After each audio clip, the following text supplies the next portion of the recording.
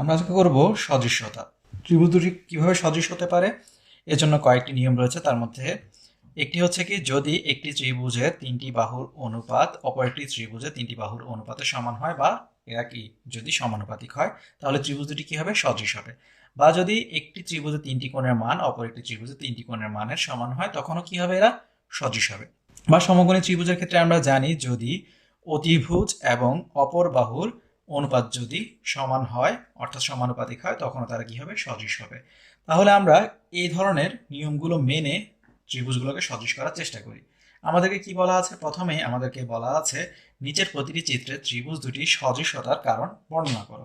এখানে আমরা দেখতে পাচ্ছি এ বি ই ত্রিভুজ এবং এ সি ডি ত্রিভুজ নিয়ে যদি আমরা কাজ করি, তাহলে ত্রিভুজ এ বি ই ও ত্রিভুজ এ সি ডি এর মধ্যে আমাদেরকে কি দেয়া আছে, বিই সমান্তরাল কি সিডি।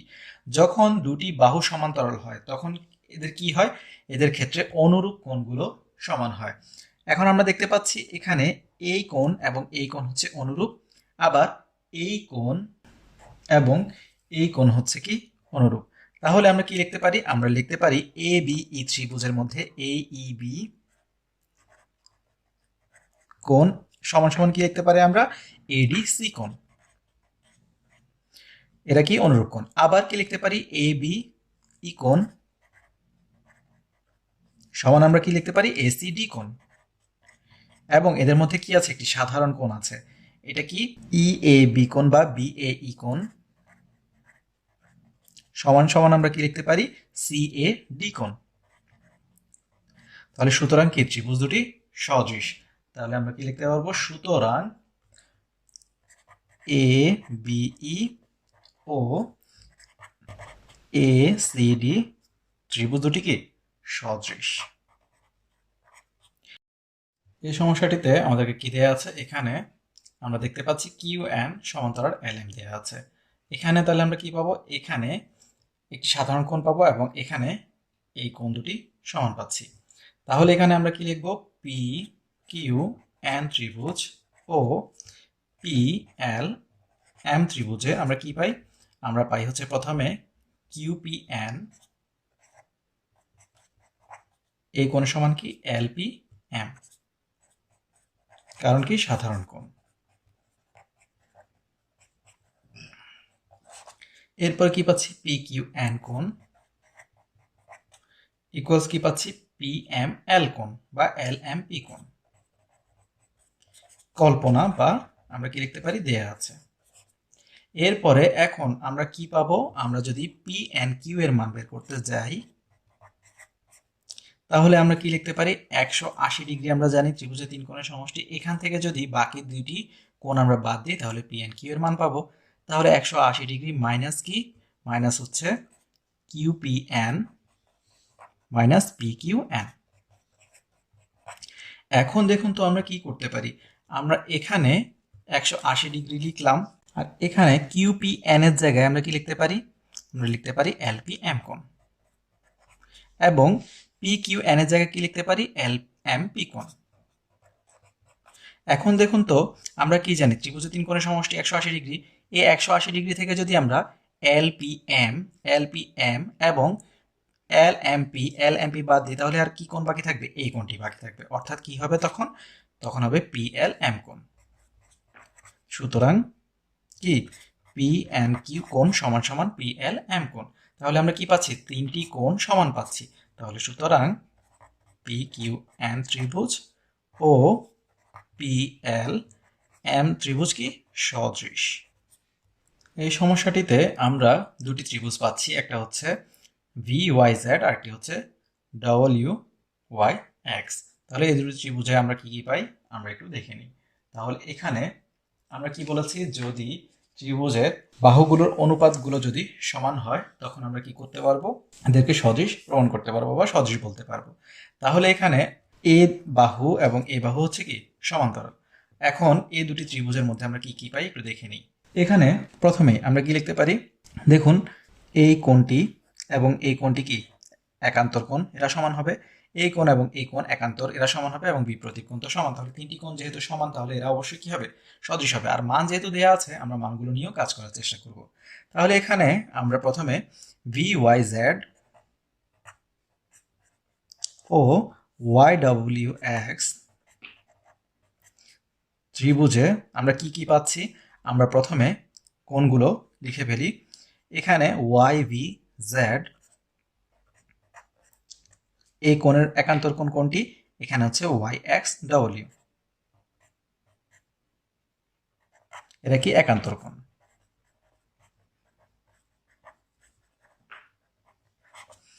এরপরে আমরা কি পাচ্ছি, আমরা এখান থেকে পাচ্ছি YZV কোণ সমান সমান কি হবে, এর একান্তর কোণ YWX,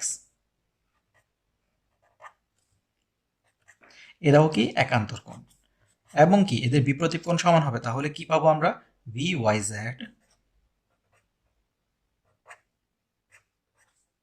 সমান কি পাবো আমরা, WYX।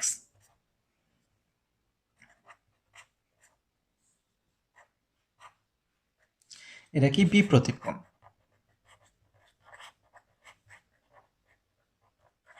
তাহলে ত্রিভুজ দুটি অবশ্যই কি বলতে পারবো, এখান থেকে সদৃশ বলতে পারবো, কিন্তু আমাদের যেহেতু মান দেয়া আছে আমরা মানগুলো নিয়ে কাজ করার চেষ্টা করি।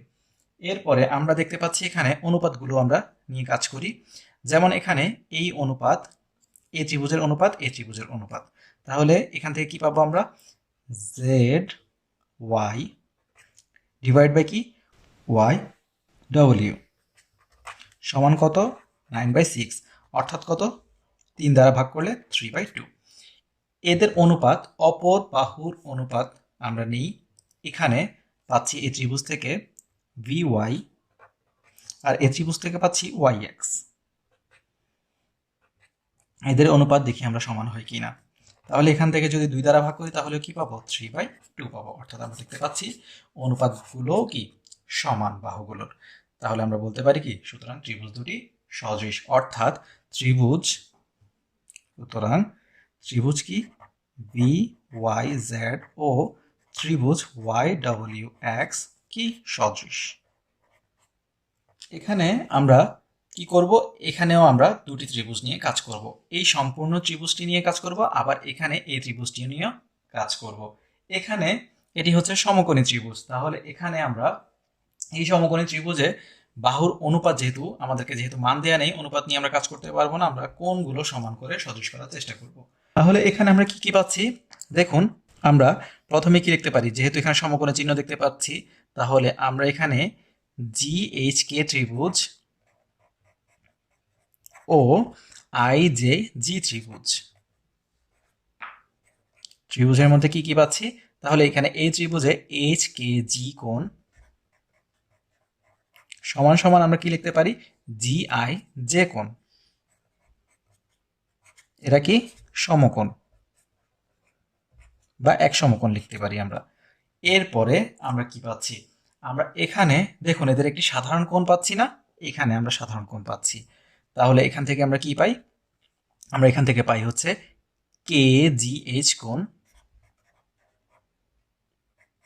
সমান আমরা কি লিখতে পারি, IGJ কোণ,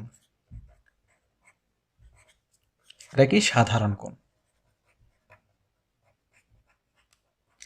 এখন এর পরের যে কোণটি রয়েছে আমরা আরেকটি কোণ কিভাবে সমান করব, দেখুন এখানে আরেকটি কোণ রয়েছে এখানে, আর এই ত্রিভুজের আরেকটি কোণ রয়েছে এখানে।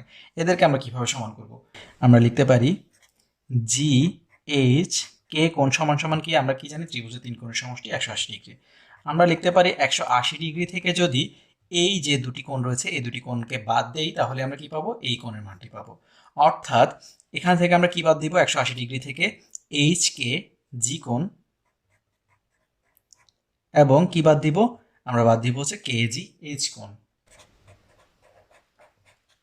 এখন আমরা কি করতে পারি, এখান থেকে দেখুন তো, এখন এই 180 ডিগ্রি আমরা লিখলাম, HKG কোণ কোথায়, HKG কোণ হচ্ছে এই কোণটি। এই কোণটি আসলে কার সমান, এই কোণটি হচ্ছে আসলে এই যে HKG কোণটি হচ্ছে GIJ কোণের সমান, GIJ কোণ। তাহলে এখানে আমরা যদি GIJ কোণ লিখি তাহলে কি হচ্ছে, তাহলে দেখুন মাইনাস কি KGH, KGH, এই KGH কে আমরা কি লিখতে পারি JG আই কোণ লিখতে পারি, কারণ আমাদের জি কোণকে নির্দেশ করছে। তাহলে আমরা কি লিখতে পারি JG আই কোণ বা IJG কোণ। তাহলে এখানে এই ত্রিভুজের ক্ষেত্রে 180 ডিগ্রি থেকে যদি আমরা কি করি এই কোণটাকেও বাদ দিই, এই কোণটাকেও বাদ দিই, তাহলে কি কোণ বাকি থাকবে আর অবশিষ্ট এই কোণটা বাকি থাকবে। তাহলে ইকুয়ালস আমরা কি লিখতে পারবো, আমরা লিখতে পারবো হচ্ছে GJ আই কোণ। তাহলে সুতরাং GHK কোণ অর্থাৎ GHK কোণ, এই কোণটি কার সমান এই কোণের সমান, অর্থাৎ কি হয়ে গেল ত্রিভুজের তিনটি কোণই সমান হয়ে গেল। সুতরাং আমরা কি বলতে পারি, তাহলে সুতরাং GHK ত্রিভুজ ও ত্রিভুজ IJG কি সদৃশ। পরবর্তী সমস্যাটি আমরা দেখি, এখানে সমকোণী ত্রিভুজ রয়েছে আর এখানে মান দেওয়া রয়েছে। তাহলে আমরা কি জানি সমকোণী ত্রিভুজের ক্ষেত্রে একটি কোণ তো যেহেতু আমরা সমান পেয়ে গেছি, তাহলে এখানে আর কি করতে হবে আমাদেরকে, অপর দুটি বাহু যদি অনুপাত সমান হয় তাহলে কি হবে আমাদের ত্রিভুজ দুটি কি হবে সদৃশ হবে। তাহলে এখানে আমরা কি লিখতে পারি, আমরা লিখতে পারি ABC ত্রিভুজ ও CDE সমকোণী ত্রিভুজে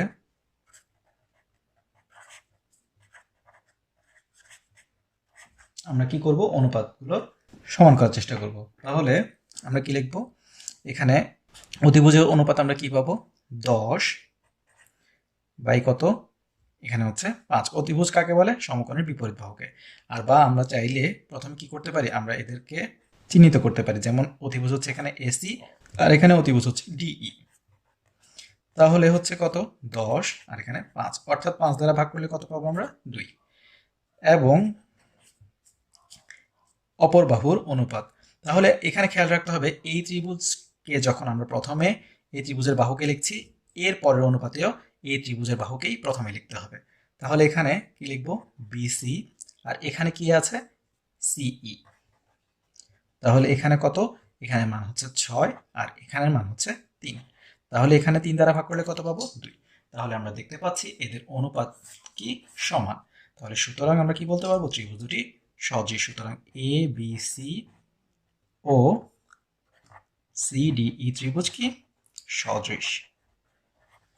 ঠিক একইভাবে আমরা এখানে এই সমস্যাটি সমাধান করি, এখানেও কি দেয়া আছে আমাদেরকে সমকোণী ত্রিভুজ দেয়া আছে।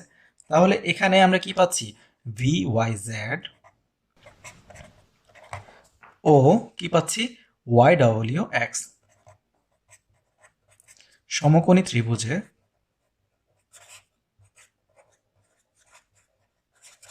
আমরা কি পাচ্ছি এখানে। তাহলে প্রথমে আমরা অতিভুজের অনুপাত নেই, অতিভুজ এখানে কত, এখানে VY বা YV আর এখানে হচ্ছে কত YX। তাহলে এদের অনুপাত কত 26 আর এখানে 13, অর্থাৎ কত পাবো 2।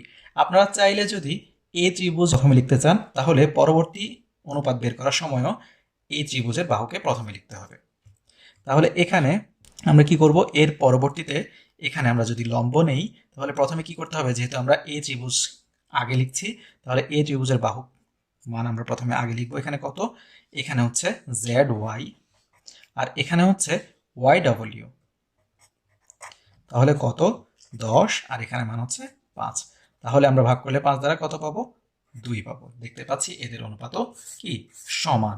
তাহলে আমরা কি লিখতে পারবো, সুতরাং ত্রিভুজ VYZ ও ত্রিভুজ YWX কি সদৃশ।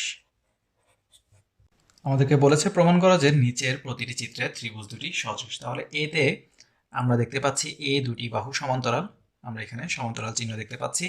এখানে এরপরে আমরা কি পাচ্ছি, এখান থেকে এ দুটি ত্রিভুজ নিয়ে আমরা কাজ করলে পাচ্ছি হচ্ছে ABC ত্রিভুজ ও আমরা কি পাচ্ছি এখান থেকে CDE ত্রিভুজে আমরা কি জানি, এখানে যেহেতু সমান্তরাল বাহু এদের কি হবে একান্তর কোণ দুটি সমান হবে। তাহলে এখানে এই দুটি কোণ একান্তর, এই দুটি কোণ একান্তর, এরা কি হবে সমান হবে। তাহলে আমরা কি লিখতে পারি CBA কোণ সমান কি, আমরা লিখতে পারবো CDE কোণ।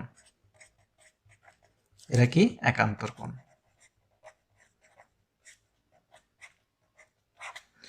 এরপরে আমরা কি লিখতে পারি এখান থেকে CAB কোণ সমান কি লিখতে পারি আমরা CED কোণ। এরাও কি একান্তর কোণ এবং কি বিপ্রতীপ কোণ সমান হবে। তাহলে কি লিখতে পারি ACB কোণ সমান কি লিখতে পারি আমরা DCE কোণ। এরা কি বিপ্রতীপ কোণ। এখানে আমরা দেখতে পাচ্ছি এ ত্রিভুজে একটি বাহুর মান এ ত্রিভুজে একটি বাহুর মান দেওয়া আছে, তাহলে শুধু একটি বাহুর মান দিয়ে আমরা অনুপাত বের করতে পারবো না। তাহলে এখানে আমরা তিনটি কোণের মান সমান করেছি, আমরা এদেরকে সদৃশ বলতে পারবো। সুতরাং ABC ত্রিভুজ ও CDE ত্রিভুজ কি সদৃশ। এর পরবর্তীতে আমরা এখানে দেখতে পাচ্ছি কি এরা সমকোণী। তাহলে এদের ক্ষেত্রে আমরা কি করতে পারি, সমকোণী ত্রিভুজের ক্ষেত্রে আমরা যে কাজটি করব সেটি হচ্ছে TLP ত্রিভুজ ও WTX ত্রিভুজে আমরা তিনটি কোণ এখানে সমান করব। আমরা এখানে সমকোণের চিহ্ন দেখতে পাচ্ছি। TPL কোণ সমান কি TWX কোণ। এরা কি সমকোণ। এরপরে আমরা কি পাবো এখানে, যেহেতু এরা সমকোণ তাহলে কি হবে এরা অবশ্যই সমান্তরাল হবে এবং কি হবে অনুরূপ কোণগুলো সমান হবে। এখন তাহলে আমরা কি লিখতে পারি, আমরা লিখতে পারি TLP কোণ সমান কি লিখতে পারি TXW কোণ। এরা কি অনুরূপ কোণ এবং কি পাচ্ছি সাধারণ একটি কোণ পাই। আমরা কি পাই PTL কোণ সমান কি পাই আমরা WTX কোণ। এটা কি সাধারণ কোণ। সুতরাং TLP ত্রিভুজ ও WTX ত্রিভুজ সদৃশ। বলেছে দেখাও যে PTN ত্রিভুজ এবং RWT ত্রিভুজ কি সদৃশ। এখন আমরা কি দেখতে পাচ্ছি, আমরা দেখতে পাচ্ছি এখানে PTN ত্রিভুজ ও TWR ত্রিভুজের আমরা যেহেতু মান দেয়া আছে মানগুলোর অনুপাতকে সমান করার চেষ্টা করব। তাহলে এখানে আমরা কি পাচ্ছি দেখুন, এই ত্রিভুজের এই বাহু এবং এই ত্রিভুজের এই বাহু নিয়ে কাজ করলে PTN ত্রিভুজে আমরা পাচ্ছি TN ডিভাইডেড বাই TW সমান কত 5 ভাগ কত, এখানে হবে 10 না হয়ে 15। কারণ কি, কারণ হচ্ছে 10 হচ্ছে এতটুকুর মান আর এখানে হচ্ছে আরো 5 আছে, তাহলে কত হবে 15, অর্থাৎ 5 ভাগ 15 সমান আমরা কত পাবো 1/3। এরপরে আমরা আরো দুটি বাহুর অনুপাত বের করব। এখানে যদি আমরা এই বাহু নেই, এটা হচ্ছে PN, তাহলে এর সদৃশ বাহু হচ্ছে TR, তাহলে কত হবে 3/9, 3 দ্বারা ভাগ করলে 1/3। এরপরে এই ত্রিভুজে হচ্ছে PT বাহু এবং যদি আমরা এই ত্রিভুজের WR বাহুর অনুপাত বের করি তাহলে কত হবে 4/12, অর্থাৎ 4 দ্বারা ভাগ করলে 1/3। তাহলে দেখতে পাচ্ছি আমরা বাহুগুলোর অনুপাত সমান। সুতরাং আমরা লিখতে পারি PTN ত্রিভুজ ও RWT ত্রিভুজ সদৃশ। আমাদেরকে বলেছে DY রেখাংশ CDW কোণে কি দ্বিখণ্ডক অর্থাৎ দ্বিভাগ করেছে। এখন কি বলেছে দেখাও যে CDY ত্রিভুজ এবং YDW সদৃশ। তাহলে এখন আমরা কি করব, এই ত্রিভুজের এই বাহু অর্থাৎ CDY ত্রিভুজ ও YDW ত্রিভুজে আমরা এই ত্রিভুজের CD বাহু নিলাম এবং এই ত্রিভুজের DY বাহুর অনুপাত বের করব। কত পাবো 6.75 ডিভাইডেড বাই কত 9, অর্থাৎ আমরা যদি কি করি, আমরা যদি 2.25 দ্বারা ভাগ করি তাহলে কত পাবো, এখানে 3 আর এখানে পাবো 4।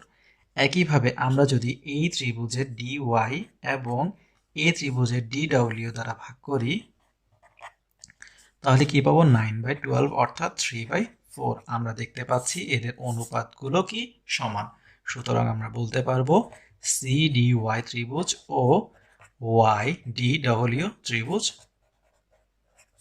সদৃশ। আর যেহেতু দেখাতে বলেছে আমরা লিখবো কি দেখানো হলো বা শোড। আমাদেরকে বলেছে নিচের প্রতিটি সদৃশ ত্রিভুজ জোড়া থেকে y এর মান বের করতে। তাহলে এখানে আমরা কিভাবে বের করব? আমরা জানি এখানে অনুপাতগুলো কি হবে, সমান হবে। তাহলে আমরা কিভাবে প্রমাণ করব? এখানে আমরা দেখতে পাচ্ছি আমরা লিখতে পারবো হচ্ছে এই ত্রিভুজে যদি আমরা কি নেই, y নেই, এই ত্রিভুজের কি নিব 20 অর্থাৎ সদৃশ বাহু। সমান সমান আমরা কি লিখব? যেহেতু অনুপাতগুলো কি হবে, অনুপাতগুলো সমান হবে, তাহলে এই ত্রিভুজের যদি আমরা 6 নেই তাহলে এই ত্রিভুজের নিব আমরা 12। তাহলে এখান থেকে আমরা কি পাবো, y এর মান পেয়ে যাব, বা আমরা কি লিখতে পারবো 12y সমান আমরা কি লিখতে পারবো 120 বা 20 × 6, বা আমরা এখান থেকে y ইকুয়ালস কি লিখতে পারবো 120/12 অর্থাৎ সুতরাং y ইকুয়ালস টু আমরা কত পাবো 10। তাহলে আমাদের y এর মান হচ্ছে 10। এর পরবর্তীতে আমরা দেখতে পাচ্ছি এই ত্রিভুজে যদি আমরা y নেই তাহলে এর সদৃশ বাহুটি হচ্ছে 7.5, এর অনুপাত সমান কি হবে এই ত্রিভুজের 10 এবং এই ত্রিভুজের 6 এর অনুপাত কি হবে, সমান হবে। তাহলে আমরা এখান থেকে কি লিখতে পারি, আমরা লিখতে পারি হচ্ছে বা 6y ইকুয়ালস 10 × 7.5 অর্থাৎ সরাসরি আমরা লিখতে পারি কত, আমরা লিখতে পারি 75। তাহলে সুতরাং বা আমরা আরো এক লাইন বাড়িয়ে করলে y ইকুয়ালস কত পাবো 75/6। তাহলে সুতরাং y ইকুয়ালস টু আমরা কত পাবো, আমরা পাবো হচ্ছে 12.5।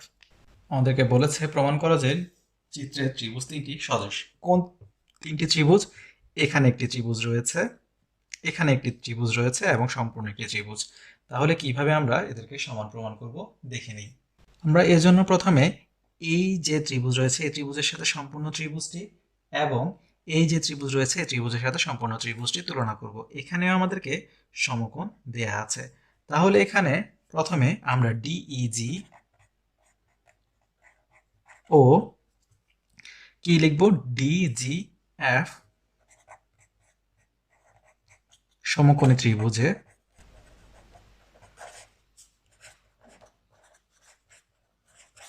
আমরা কি পাচ্ছি, আমরা প্রথমে এদের মধ্যে কি পাবো, আমরা একটি সাধারণ কোণ পাবো যেমন ডি কোণটি। তাহলে কি লিখবো GDE কোণ সমান আমরা কি লিখতে পারবো GDF কোণ। এরপরে আমরা কি পাচ্ছি, আমরা সমকোণ তো লিখতেই পারবো, তাহলে সমকোণ লিখলে আমরা কি লিখবো, আমরা লিখবো GED কোণ সমান কি লিখবো, আমরা লিখবো হচ্ছে DGF কোণ। এটা কি সমকোণ আর এটি কি সাধারণ কোণ।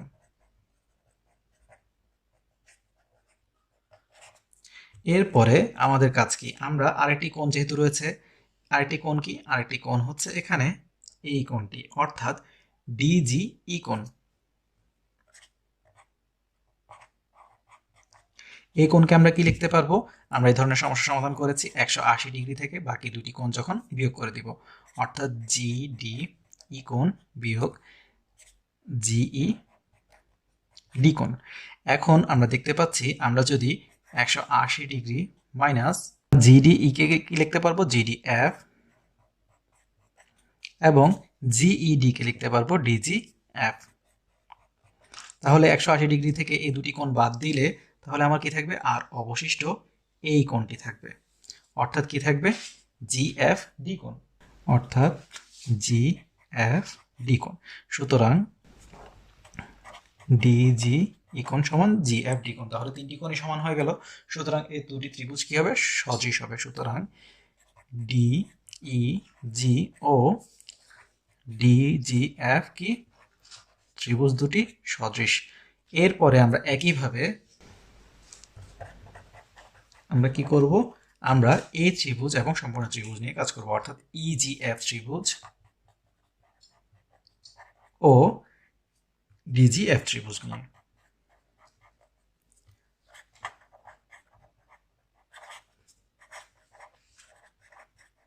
এই কোণ যেহেতু সমকোণ, এই কোণ অবশ্যই কি হবে, সমকোণ হবে, কারণ কি এক সরল কোণ এখানে সৃষ্টি হয়েছে।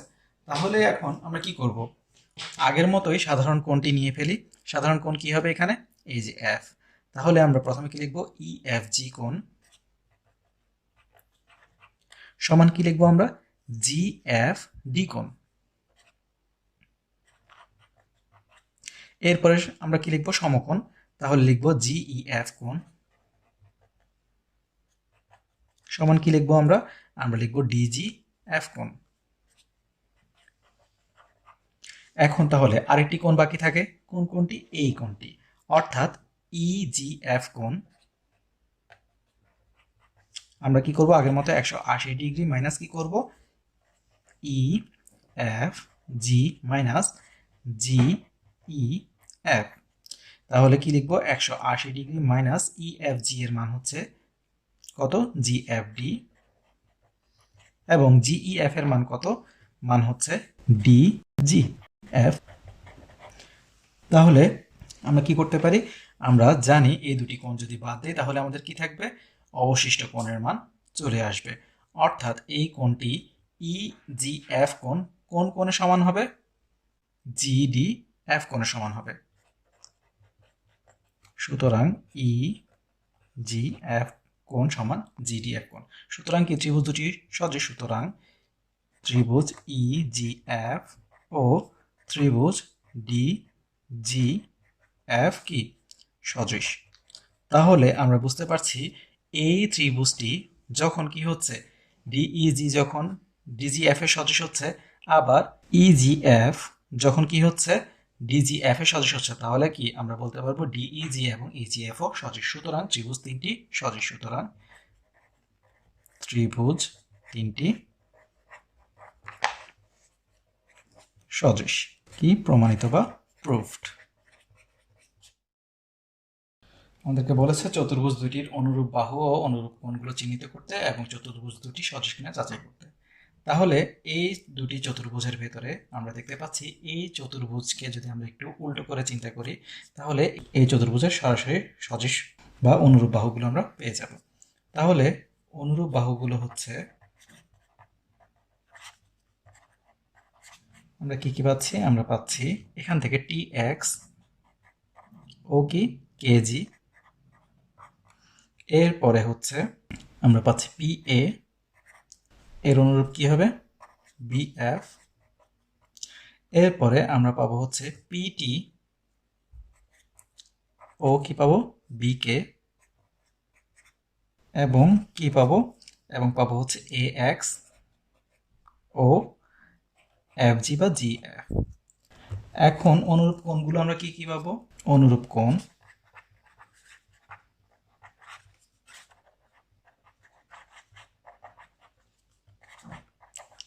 আমরা কি কি পাবো, আমরা পাবো হচ্ছে টি এর অনুরূপ কি পাবো আমরা, কে, এরপরে আমরা পাবো এক্স এর অনুরূপ কোণ পাবো জি, এরপর আমরা পি এর পাবো হচ্ছে বি, এবং আমরা পাবো হচ্ছে এর অনুরূপ কোণ পাবো এফ। তাহলে এখন আমাদেরকে বলেছে সদৃশ কিনা যাচাই করতে, এজন্য আমাদেরকে কি করতে হবে, আমাদেরকে কোণ এবং বাহুগুলোর মান বের করতে হবে। আমরা যদি কোণ এবং বাহুগুলোর মান বের করি তাহলে আমরা দেখতে পাবো এখানে কোণগুলো রয়েছে, অর্থাৎ এখানে আমরা কি বলেছি, আমরা বলেছি হচ্ছে টি এর অনুরূপ হচ্ছে কে, তাহলে টি কোণের মান পাই আমরা হচ্ছে, এখান থেকে দেখবো আমরা টি কোণের মান পাই হচ্ছে 115 ডিগ্রি, এবং অনুরূপ হচ্ছে কে, কে, তাহলে কে কোণের মানও পাই আমরা হচ্ছে 115 ডিগ্রি। এরপরে এক্স কোণের মান পাই হচ্ছে আমরা 110 ডিগ্রি, এর অনুরূপ জি কোণের মানও পাই হচ্ছে আমরা 110 ডিগ্রি। আপনারা ছক আকারে লিখতে পারেন। আমরা পি কোণের মান পাই হচ্ছে 75 ডিগ্রি, এবং এর অনুরূপ বি কোণের মানও পাই আমরা 75 ডিগ্রি। সর্বশেষ এ কোণের মান পাই 60 ডিগ্রি, এবং এফ কোণের মানও পাই আমরা 60 ডিগ্রি। এখন আমরা দেখতে পাচ্ছি এখানে কোণগুলোর মান সমান। আমরা দেখব এদের বাহুগুলোর সমান কিনা, অর্থাৎ টি থেকে আমরা জানি এখানে টি এক্স, তাহলে টি এক্স বাহুর মান আমরা যদি দেখি আমরা পাই হচ্ছে 3.7 সেন্টিমিটার, আর এখান থেকে কেজি এর মান পাই আমরা অনুরূপ 3.3। এরপরে আমরা পি এর মান পাই হচ্ছে 5 সেন্টিমিটার, আর এর অনুরূপ আমরা বিএফ এর মান পাই হচ্ছে 4.8 সেন্টিমিটার।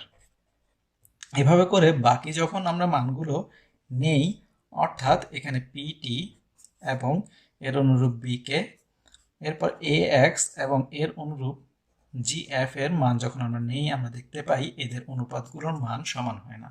আমরা কোণের মান সমান পেলেও আমরা অনুপাতগুলোর মান সমান না পাওয়ায় আমরা বলতে পারি চতুর্ভুজদ্বয় সদৃশ নয়।